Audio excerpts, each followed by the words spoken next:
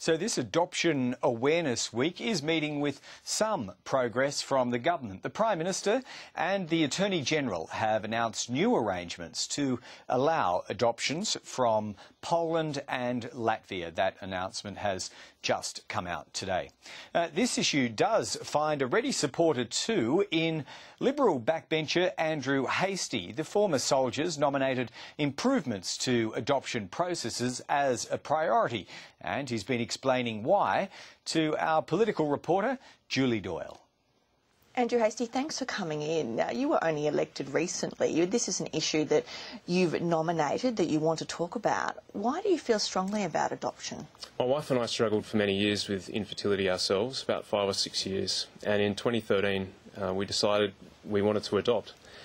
So we approached the Department of Child Protection in Western Australia and we commenced the adoption process.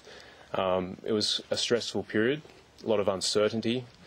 It's a very difficult thing personally to deal with, not just with the infertility, but then to present yourself and your life to a bunch of people who don't really know you and go through what we call the pipeline, I guess, of the approval process. So we did that over about a 15-month period. We were approved, and then a month after we were approved, we miraculously fell pregnant ourselves, and our little boy Jonathan is now 4 months old. So for me, it's a personal thing, and I'm just using my time now to get across the policies.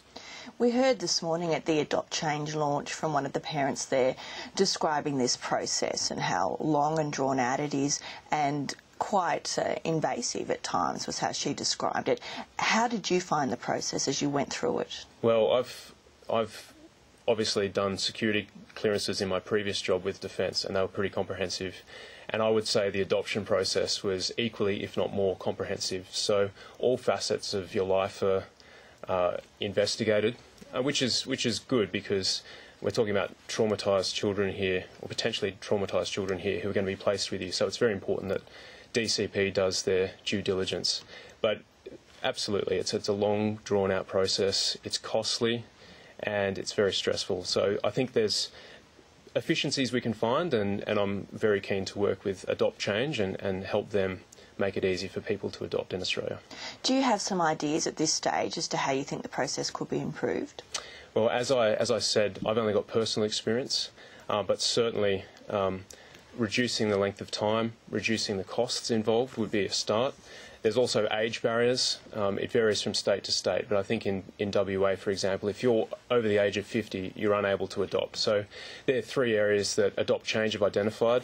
I've got this report in front of me. I've just been given it this morning. I'm going to be reading that in detail and then taking the arguments forward in my role as a member of the House of Representatives. So just on that, as a newly elected backbencher, what can you do in this area?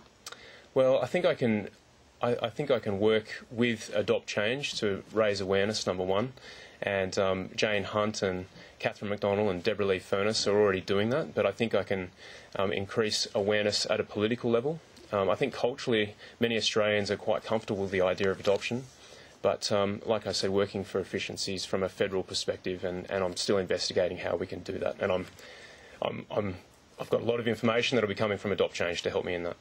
Looking at the numbers, last year there were only around 200 adoptions, local adoptions here in Australia. The figures are saying that there's 15,000 children who could be adopted. Why do you think the rate is so low?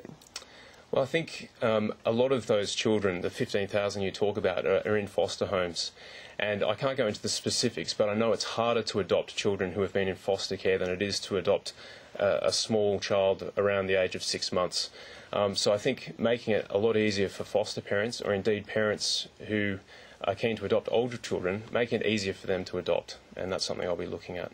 Going through your personal experience, were you targeted for a child from foster care, or how did it work? So we looked at inter-country adoption, and again there's a whole lot of caveats that are imposed by each individual country with which Australia has a relationship with. It's very, very costly, so we decided to go for a local adoption. Our heart is for Australian children, and we were hoping to be one of those parents who adopted locally. In WA, only 7 children were adopted locally last year, so there's a very small pool of children who are actually adopted out. As I recall, there are about 40 parents waiting in the pool of parents in WA. So, as you can imagine, it's a a situation fraught with uncertainty. Did you ever get to the point where you felt it was all too hard and you would give up? Absolutely. I felt at times quite low, even depressed, stressed, and so it was wonderful when my wife, I was in the Middle East at the time, I was deployed, I got an email with a pregnancy test. That was great, but we still are very much keen to adopt. We're still approved to adopt. It's just a matter of settling in Jonathan, and then potentially we'll look at that again. All right, Andrew Hastie, thanks for coming in. Thanks very much. The Defence